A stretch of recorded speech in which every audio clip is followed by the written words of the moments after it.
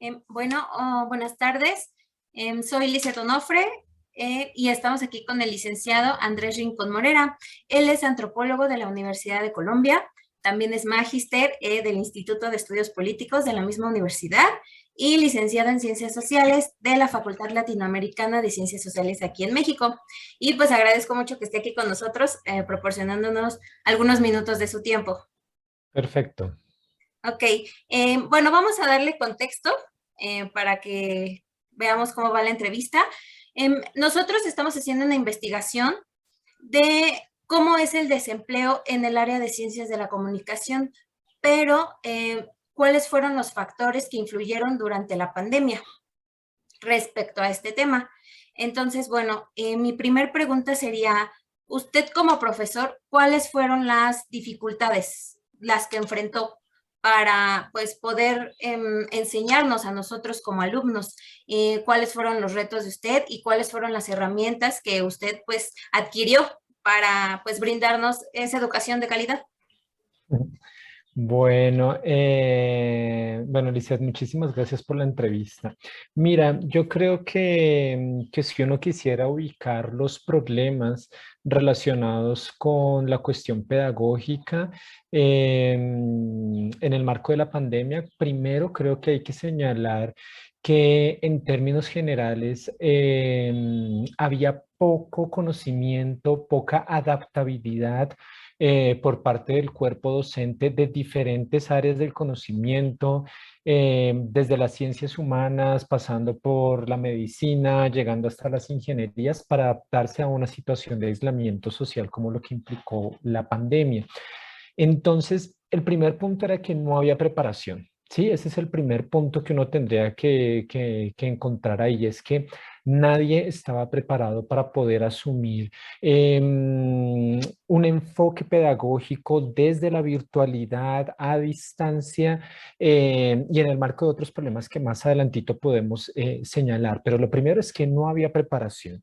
Mm, la poca preparación que uno podía tener relacionada con un ejercicio pedagógico en el marco de la virtualidad se daba fundamentalmente cuando uno tenía clases a distancia o en algunas cosas que ya empezaban a ser virtuales, pero cuando todo esto se viene encima, la verdad es que no hay mucha preparación en la materia.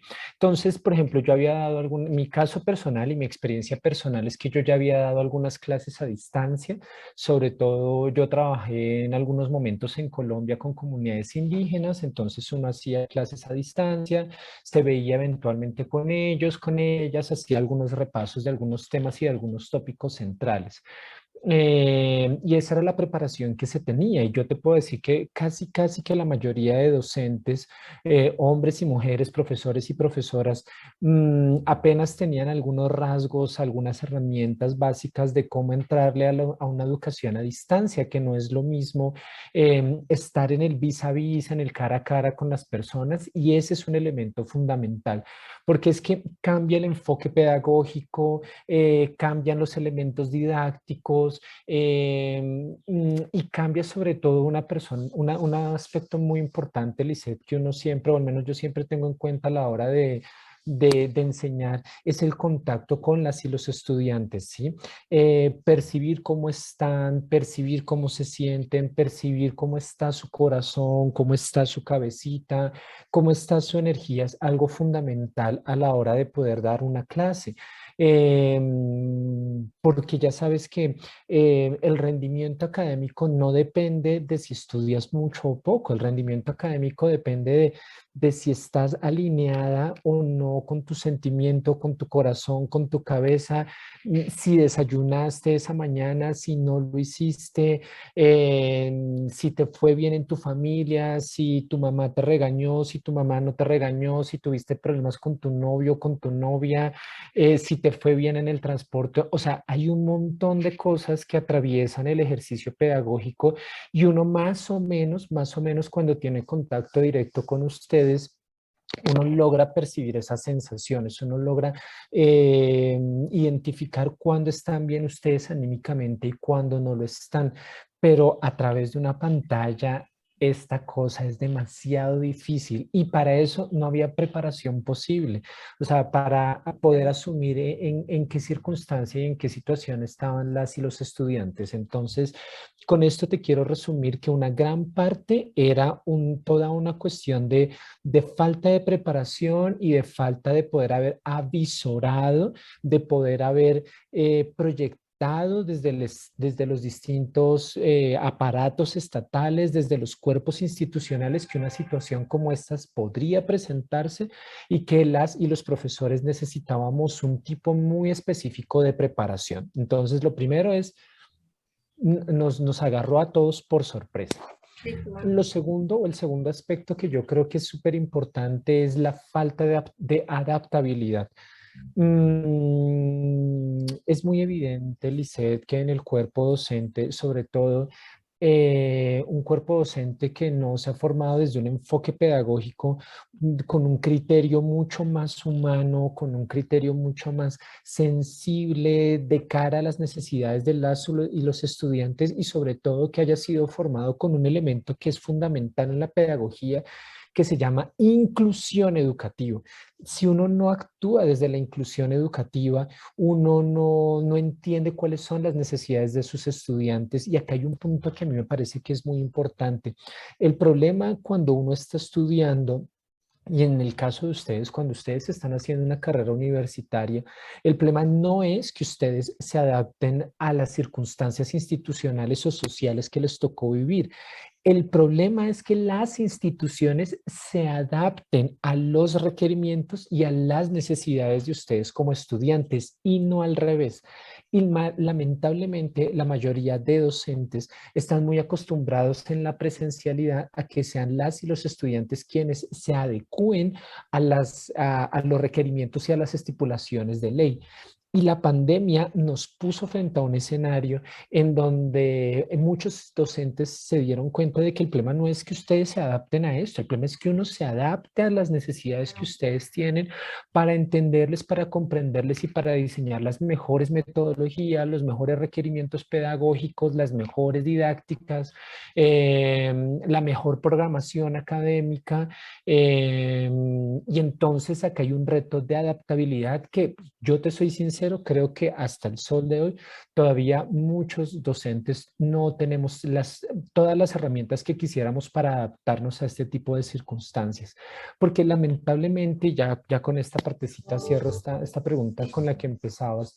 Muchos profesores entendieron que el problema de adaptarse a la virtualidad era saber manejar un Zoom, saber manejar un Google Meet, saber trabajar las herramientas virtuales, pero eso es una herramienta más. O sea, eso es como cuando uno va a ponerles a ustedes una presentación en una pantalla cuando tiene una clase presencial. Es exactamente la misma cosa, es adaptarse a la tecnología y eso es relativamente fácil. El problema central es cómo uno como docente se alinea con sus necesidades, y ahí hay un problema.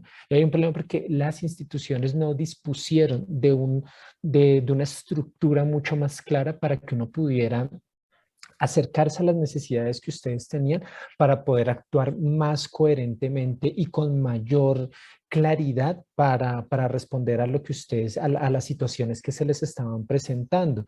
Entonces creo yo que son esas dos cosas: falta de preparación y adaptabilidad cero por parte de un gran porcentaje del cuerpo de profesores que no entiende que la enseñanza y la pedagogía deben estar mediadas sobre todo por el amor y las necesidades de los estudiantes y las estudiantes. Sí, claro, y justo contestaba una de mis preguntas, porque es lo que le iba a preguntar, o sea, ¿qué herramientas son las que usted considera que necesitamos y que obviamente la universidad no nos proporciona? Y es lo que estaba mencionando, que tenemos un modelo educativo pues ya muy obsoleto, ¿no? O sea, en cuanto a enseñarnos y no darnos esas herramientas para, pues, para postularnos a los trabajos en el área de las comunicaciones que a nosotros nos interesan. Siento que le falta más al modelo educativo, pues para cubrir esas necesidades y ese perfil que nosotros necesitamos como estudiantes. Pues es súper interesante que lo estés planteando desde la perspectiva de modelo educativo. Mira, Cuando uno habla de modelo educativo, uno habla básicamente de tres cosas. Primero, como tú bien señalas, uno primero diseña el perfil de la persona egresada, ¿no? Ese es uno de los puntos centrales del modelo educativo. Y el perfil, en este primer punto, el perfil del egresado y de la egresada atraviesa por varias preguntas. Una de ellas, por cuál es el perfil del egresado y de la egresada que yo quiero tener en el mundo laboral. Esa es una pregunta. Sí, ese es un primer elemento que hay que nos tenemos que cuestionar. Y creo yo que cuando uno habla de lo laboral, hoy, al menos en el ámbito de la comunicación social, de la formación de periodistas, todavía está muy vivo, muy presente un modelo de perfil de egresado para las comunicaciones que existían en los años 90. Es decir, para la televisión convencional, ¿no? Para la televisión casi que vía microondas, ya Sí, eventualmente claro. satelital, para la radio a través de AM o FM, como se trabajaba en los noventas, pero acá otra vez vuelve el tema de que poco se ha trabajado y poco se ha explorado el perfil del egresado y de la egresada en comunicación social para que se adecue a las nuevas tecnologías de la información y la comunicación, sus ritmos cambiantes, las nuevas propuestas y un mundo que está en cambio constante. ¿Me hago entender? Es como si nos hubiésemos quedado pensando un perfil de la persona egresada para los noventas y los años, comienzos de los 2000, en donde uno situaba unas competencias laborales muy claras, muy específicas, pero se nos olvidó que el mundo a partir de las nuevas tecnologías, a partir de Internet, se transforma cotidianamente, cambia constantemente, se modifica casi que diariamente. Y entonces se nos olvidó que el perfil de la persona egresada de una carrera de estas debe tener sobre todo una lectura que le permita entender los cambios y adaptarse a esos cambios para proponer nuevas alternativas en materia de comunicación. Y ese es un punto importante ahí. ¿Cómo entiende el egresado y la egresada hoy las nuevas tecnologías en materia de información y comunicación? ¿Cómo entiende que esto hoy ya es claramente una sociedad del conocimiento y que uno lo que debe hacer es prepararles a ustedes para ser adaptables, para poderse adaptar, para poder leer, ¿no? Ese entorno cambiante y que ustedes puedan no diseñar, por ejemplo, sus perfiles para intentar ingresar a una empresa X o Y, sino para incluso cómo ustedes pueden generar sus propias iniciativas en materia de comunicación, cómo exploran nuevos lenguajes, cómo exploran nuevas tecnologías, cómo exploran nuevos ámbitos de la comunicación. Y ahí yo creo que hay una falencia muy importante de enseñarle a las y los estudiantes a leer el mundo cambiante en el que viven y que puedan desde una perspectiva ética, desde una perspectiva profesional y profesionalizante, estar respondiendo constantemente a esas demandas. Yo te pongo un ejemplo.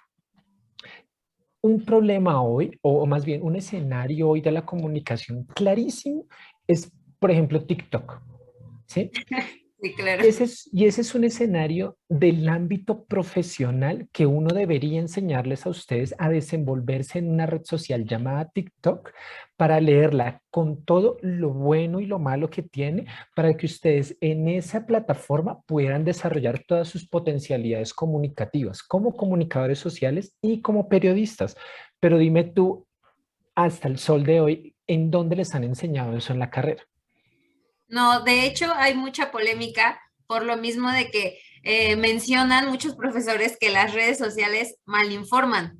Entonces es como un arma de dos filos, ¿no? O sea, por una parte sí nos ayudan y sí están cambiando el mundo de las comunicaciones, pero por otra parte, muchos profesores consideran que al comunicólogo como que ya lo están haciendo de lado debido a estas nuevas tendencias de TikTok, Instagram, y que obviamente no nos enseñan, sino Claro, seguimos pero con lo mismo de es, redacta el reportaje, redacta el ensayo.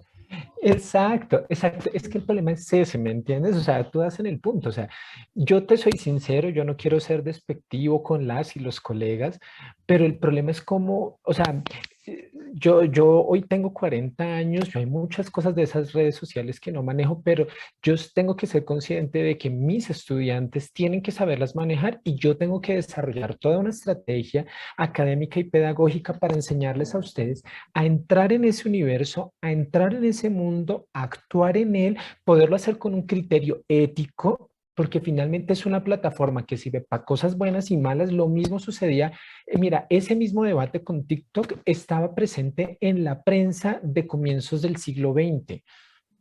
O sea, exactamente el mismo. O sea, para muchas sociedades, la aparición de la televisión a finales de los años 50 y comienzos de los 60 era un invento del demonio que solo iba a contaminar la mente de la gente. Y lo mismo sucedió con el cine y lo mismo sucedió con la radio. O sea, ese debate de que es que desinforme, eso estaba presente siempre en el ámbito de la comunicación y entonces se valen de eso como si fuese una excusa. Y entonces el problema es cómo yo le enseño a la gente a manejar eso desde una perspectiva profesionalizante, ¿ves? Y ahí es en donde hay un reto. Y por ejemplo, si uno conecta con el segundo punto de cuando uno habla de un modelo pedagógico, mira, el segundo punto de todo modelo pedagógico para la construcción de una carrera tiene que ver con el modelo educativo, tiene que ver sobre todo con la labor y la función social que yo le estoy destinando a una carrera específica. ¿Sí? El primero es el perfil de la persona egresada y el segundo elemento de cualquier modelo pedagógico para poder impulsar una carrera tiene que ver con la función y la labor social que yo quiero desarrollar y que yo quiero alcanzar a través de la implementación de esa carrera. Y entonces, si tú lo conectas con esta primera discusión que estábamos dando, el problema central de pensar un programa académico es qué es lo que yo le voy a dar a la sociedad. ¿Sí? O sea, ¿qué es lo que yo, institución, voy a hacer con una carrera? ¿Y qué es lo que esa carrera y que ese conjunto de personas, profesores, estudiantes, investigadores, investigadoras, qué es lo que ese conjunto, esa masa de personas le van a dar a la sociedad? ¿Cuál es su función social? ¿Ves? Sí. Entonces, en una carrera de comunicación social, el problema central es pensar en cuál es el lugar de la comunicación social en una sociedad justamente para fortalecer el entramado de derechos de la ciudadanía específicamente presente en un país como México. ¿Sí me hago entender? O sea, el problema es yo, ¿para qué pienso la carrera? ¿Para dónde la quiero llevar? ¿Qué es lo que le quiero ofrecer a la comunidad con esa carrera? Y acá creo yo que hay una visión muy limitada, hay una visión limitante, porque otra vez vuelve a verse el perfil de la carrera, ya no del egresado, sino de la carrera en términos de los años 80 y de los años 90. La comunicación sirve para la democracia, la comunicación sirve para la información de las personas, la comunicación sirve para fortalecer el acceso a la información. Y puede ser que eso sea cierto, pero hoy el problema en un mundo hiperglobalizado como el nuestro, de tecnologías de la información y la comunicación como el nuestro, en donde el Internet es amo y señor de nuestras comunicaciones, el problema no puede seguir siendo ese, porque hoy justamente hay youtubers, hoy justamente hay personas que producen blogs en Internet, que producen podcasts, que producen un montón de información por todo lado. Entonces hoy el problema no puede ser seguir, no, de una carrera no puede seguir siendo, es que yo voy a dotar a personas para que sean buenos comunicadores y lleven información, porque es que no es cierto, porque es que no es, eso no es cierto, porque es que la gente produce un montón de cosas. Entonces el problema es cómo yo pienso una carrera para que al contrario pueda ser más bien una dinamizadora de procesos de producción de la comunicación. ¿Me hago entender? O sea, está ese en otro lado. Hoy no es el periodista que llega y le dice a la gente cómo es el mundo. ¿Sí? O al menos esa no es la idea de un comunicador social hoy. Hoy es como un comunicador social le enseña a la gente a producir, a reproducir ideas, ahora sí, en el marco de la democracia, en el marco del acceso a la comunicación, en el marco del fortalecimiento de los derechos, en el marco del fortalecimiento de los lazos comunitarios. ¿Sí? O sea, ahí hay otro punto. Yo te comparto una cosa, mira. Yo trabajaba en un proyecto de radio comunitaria como a comienzos de los años 2000, hace ya como 20 años. Y nosotras teníamos como nuestro referente para poder impulsar la radio comunitaria, se llamaba, nosotros tomamos como referente una radio que había en el Ecuador, que se llamaba Radio Churubusco. Y la radio Churuburco era una radio que pretendía no informar a la gente, sino ofrecerle herramientas a la gente para que la gente pudiera informar. ¿Me hago entender? O sea, esta gente se adelantó como 15 años al Claro. modelo de Internet y perdón, Chaguarurco. Era Chaguarurco, te la estaba mencionando mal, Chaguarurco. Entonces, Chaguarurco, te la voy a escribir acá en el chat, a ver si de pronto la pudieran conseguir por ahí. Algunas veces habían incluso los manuales, estaban en internet y había unos manuales bien bonitos. Y fíjate que si la gente en ese momento lograba entender que el problema de la comunicación no era informar, sino enseñar a la gente a producir información valiosa, objetiva, clave, informada, si eso lo hacía un grupo de comunidades indígenas a finales de los años 90, porque esta experiencia de radio comunitaria era a finales de los años 90, ¿cómo es que hoy, teniendo las herramientas que tenemos, insistimos en el mismo modelo pedagógico de enseñarles a ustedes a informar cuando el punto no es ese? El punto es cómo les enseñamos a ustedes a pensar el ámbito en el que se encuentran para que ustedes se conviertan en dinamizadores. Si van a armar una empresa de comunicación, es como ustedes replican, multiplican un mensaje, pero es un mensaje en donde se le enseña a la gente a producir nuevas ideas, a comunicarse más y mejor, a tener mejores herramientas, a utilizarlas éticamente. ¿Me hago entender? O sea, el problema está es ahí. El problema no está más en esa idea vieja y anquilosada de los años 80 o 90, en donde teníamos que enseñarle a ustedes a producir información. Eso no va más. O sea, eso, o sea, si uno se queda en ese esquema, es cierto, el trabajo se los van a quitar los youtubers. Pero el problema no es YouTube, el problema es que no les enseñamos a ustedes lo que necesitan para defenderse en ese mundo. ¿Ves? Y el tercer punto de todo modelo pedagógico tiene que ver con cómo se inserta una carrera en un proyecto institucional. ¿Sí? O sea, Sí. son tres cosas, ¿ves? Perfil del egresado, el perfil de la carrera y el perfil y cómo se adapta la carrera a la institución. Y acá la pregunta es, ¿cuál es el proyecto y el modelo pedagógico institucional de una institución como en la que vos estás? ¿Sí? O sea, ¿qué es lo que ese modelo pretende abonar? ¿Para qué esa institución? ¿Mm?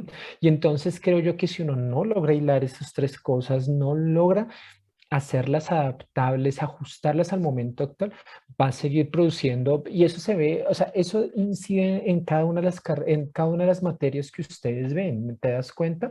O sea, si, en la institución, y yo te lo confío, a veces hay mucha más preocupación por llenar instrumentos tontos que no llevan a ningún lado, o sea, un poco, a uno como profesor lo ponen a llenar instrumentos para todo, o sea, hay instrumentos para N mil cosas y la calidad del docente y la calidad del profesor y el corazón del profesor y la mente del corazón y el ánimo del profesor para motivarles a ustedes dónde queda, para que todo ese proyecto institucional se haga realidad, pues no existe. Sí, claro. Y justo lo que decía, nosotros tomamos una muestra de FES Aragón, de algunos estudiantes ya egresados. Y la mayoría dice que durante pandemia, bueno, no dice, confirma que durante la pandemia las herramientas que ellos consideran que les hicieron falta fue práctica presencial y servicio social. Temas que también ya son muy arraigados y que yo siento que debe de haber más herramientas que solo eso, Claro, pero es que adquirir fíjate que experiencia. claro, el problema es que otra vez vuelve. A ver, la experiencia es muy importante, o sea, la práctica es muy importante.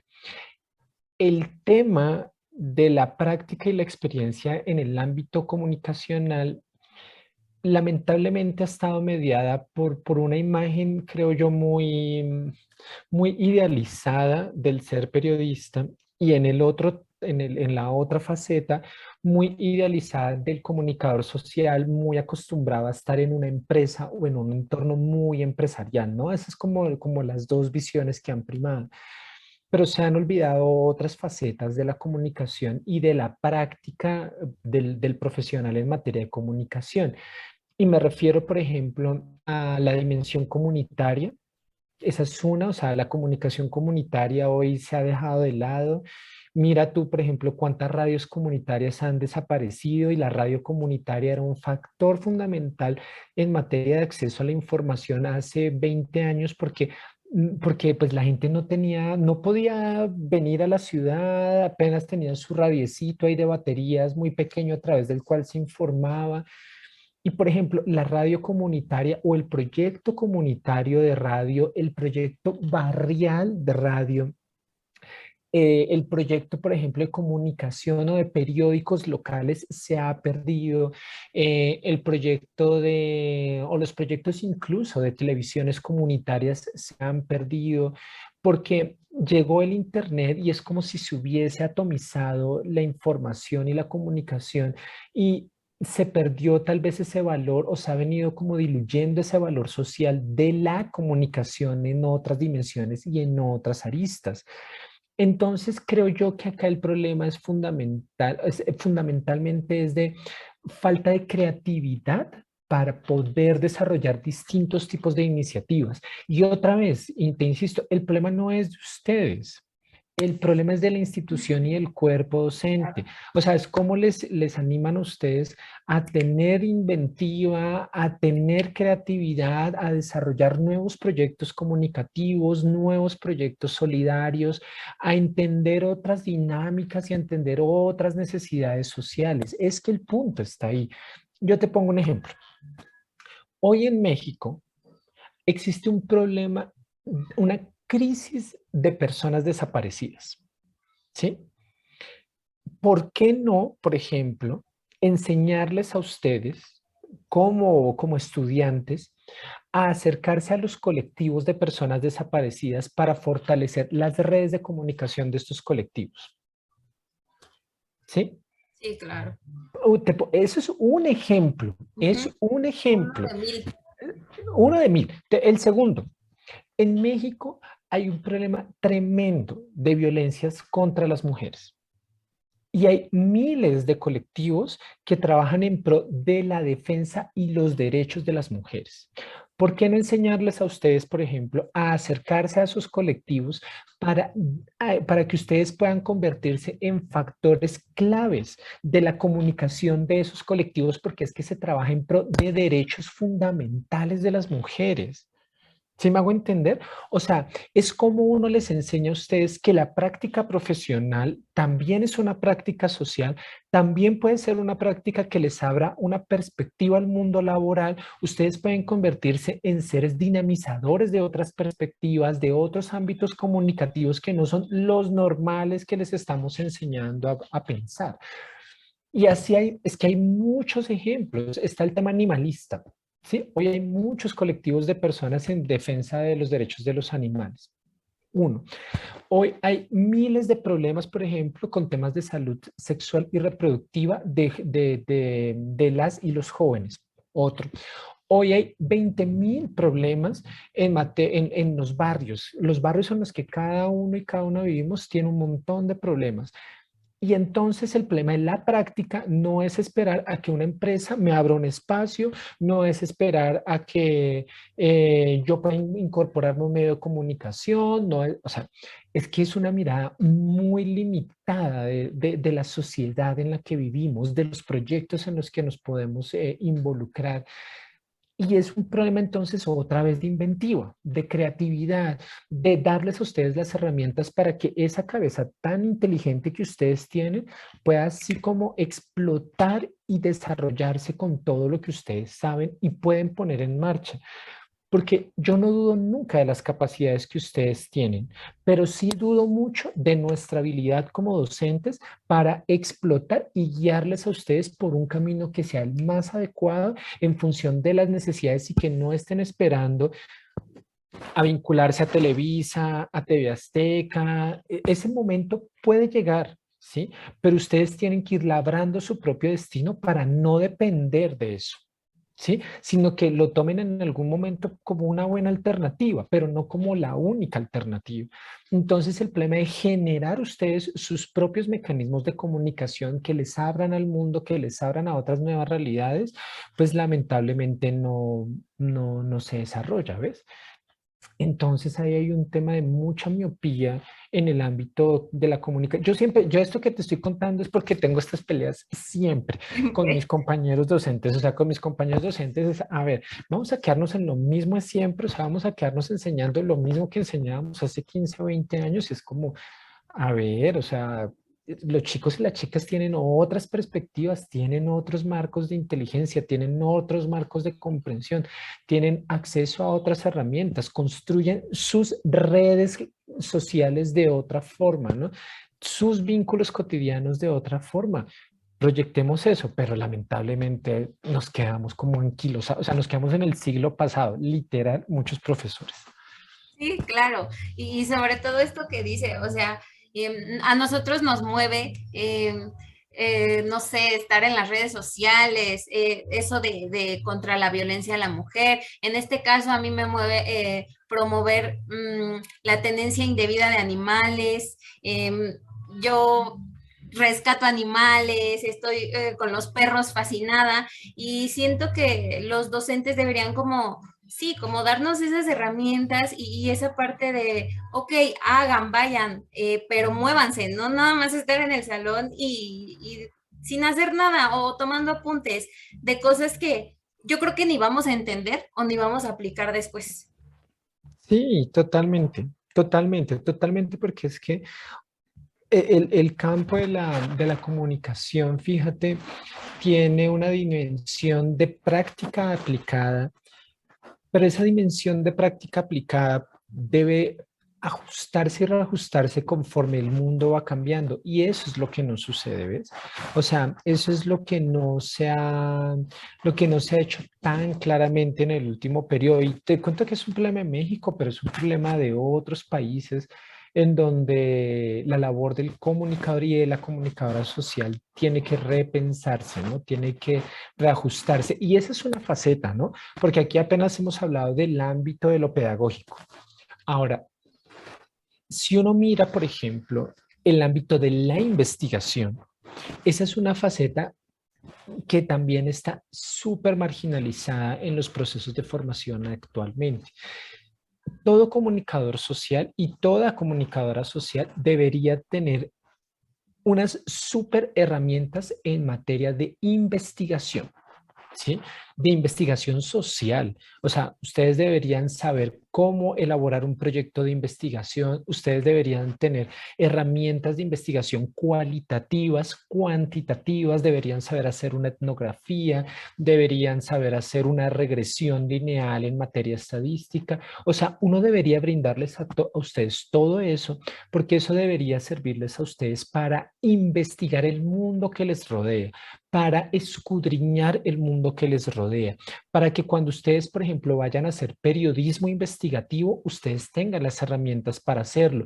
Pero si son comunicadores y comunicadoras sociales articuladas, por ejemplo, a una empresa cualquiera, y van a desarrollar una campaña, por ejemplo, de mercadeo y ahí hay un componente muy importante de la comunicación social, ustedes deberían saber investigar. Pero si se articulan a una campaña política, ustedes deberían saber y entender que antes del marketing político viene todo un proceso de investigación.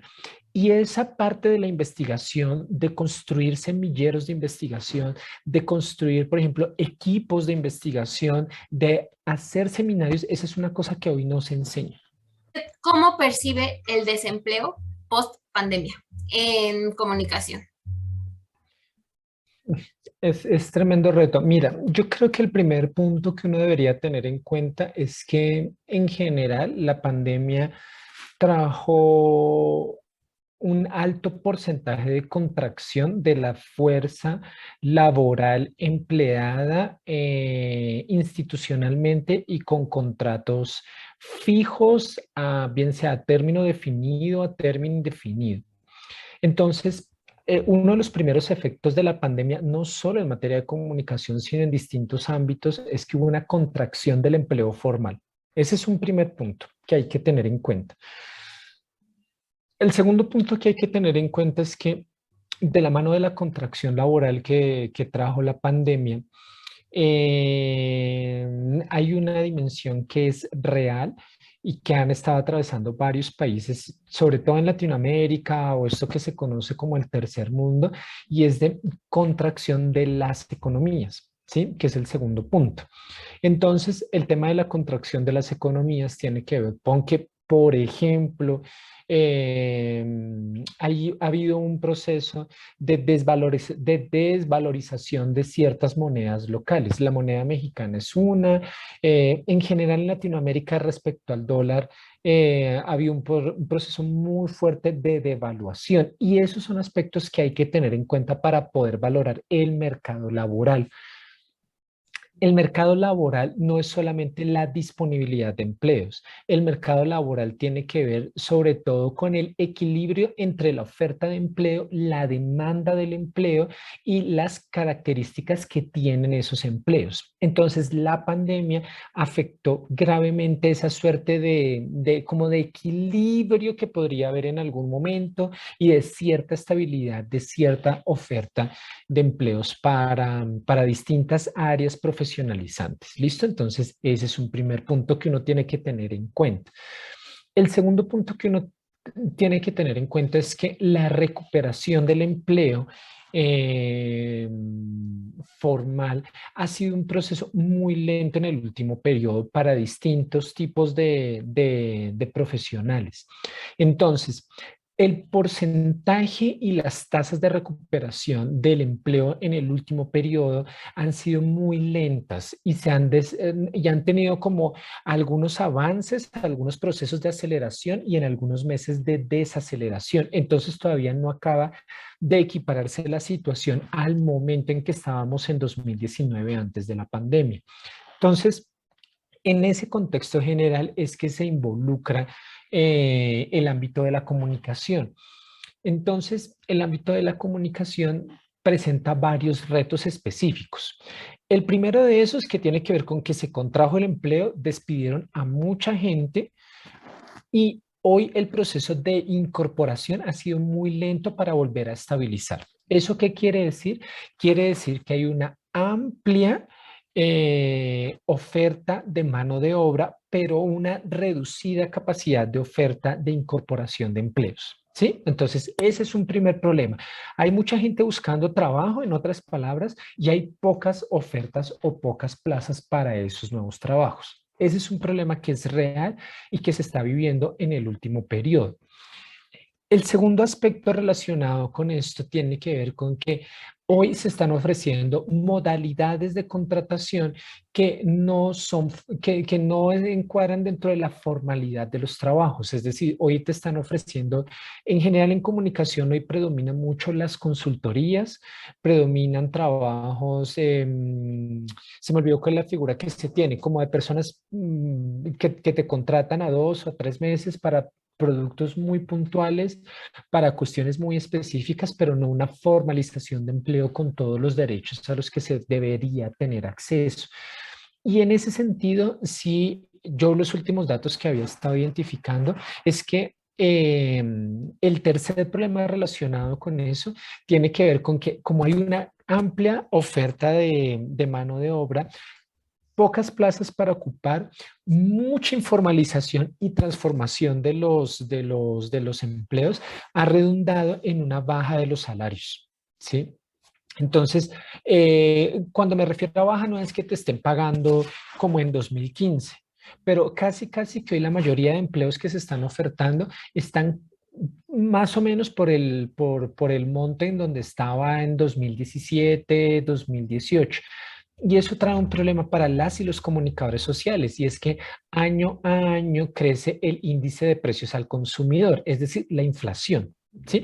O sea, la inflación todos los años se actualiza, pero si tu salario no te actualiza, quiere decir que pierdes capacidad adquisitiva. Y cuando pierdes capacidad adquisitiva, trabajas lo mismo por menos. ¿Me entiendes? Así pareciera que estuviésemos ganando lo mismo, pero no es real, porque la tortilla sube, el pollo sube, La canasta básica, la sí. canasta básica familiar sube, pero no se adecua a tu empleo, tu salario de la misma forma.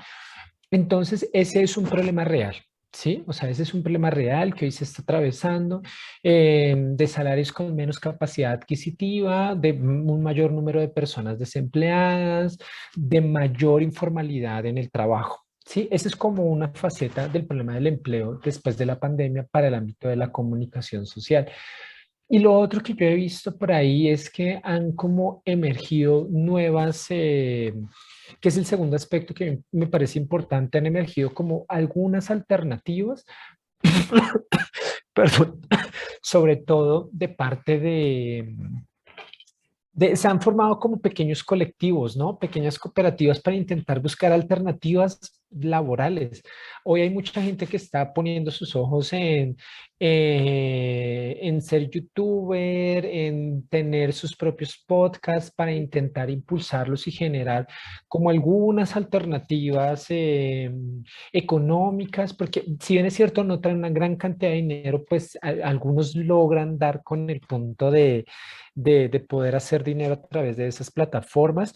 Y entonces hoy lo que ha habido por parte de algunas personas, no todas, es intentarle entrarle a estos nuevos lenguajes, a estas nuevas plataformas, nuevas entre comillas, para poder sacar unos pesos de ahí. Y en ese sentido ha habido como una redimensión de la fuerza laboral y de la fuerza de trabajo en ese escenario.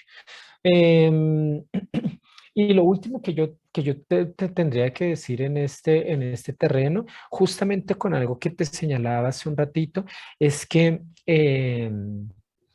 definitivamente hoy se necesita hacer mucha más investigación para poder entender cuál es el entorno laboral del comunicador y la comunicadora social a partir de estos efectos que ha traído la pandemia. Porque creo yo que hay muchas cosas que no estamos pudiendo ver, ¿no? Como por ejemplo cambios de carrera, la inserción laboral en otras áreas que no son necesariamente a las que te has dedicado ni para las que te has formado, muchas personas trabajando en Uber porque no hay más que hacer, muchas personas formadas como comunicadores sociales que se dedican a atender una tienda, a atender la empresa familiar, a atender otro tipo de negocios, porque definitivamente vivir de algo como la comunicación social en algunas ocasiones no es la mejor opción. Y ahí sí se necesita mucha investigación para intentar identificar cuáles son como estos aspectos más sustantivos del cambio de carrera. Yo lo he percibido en algunos estudiantes, pero no sé si esa es una generalización, ¿sí? No sé si hoy ese es un aspecto que esté primando ahí. Y esto yo me imagino que va a tener un resultado que es real y es que va a haber como una moratoria más larga para que las personas que se están graduando como comunicadores sociales logren entrar a un puesto fijo, porque los pocos puestos formales y fijos que hay van a estar muy controlados y los pocos que saquen van a ser como muy mal pagos, ¿sí? O sea, no va a haber un escenario ahí muy agradable en el último periodo. Entonces, eso es algo para lo que hay que prepararse. Te insisto con lo que empezamos esto, o sea, Sí, adaptarse, hacer algo nuevo y uno mismo generar empresa, proyecto, redimensionar otras cosas para salirle al paso a esta situación. sí, claro, tener todas estas herramientas, meternos más a las redes sociales, buscar nuestro propio camino y tener una segunda alternativa también de lo que pueda llegar a pasar, porque ya nos pasó con la pandemia, nadie se lo esperaba. Entonces yo creo que el comunicador también debe de ser previsible y debemos de estar conscientes que pues sí, ahorita los salarios son muy mal pagados y no hay mucha oferta, entonces sí debemos de crear nosotros como nuestra propia estructura para, y sobre todo si tenemos pasión y podernos dedicar a eso.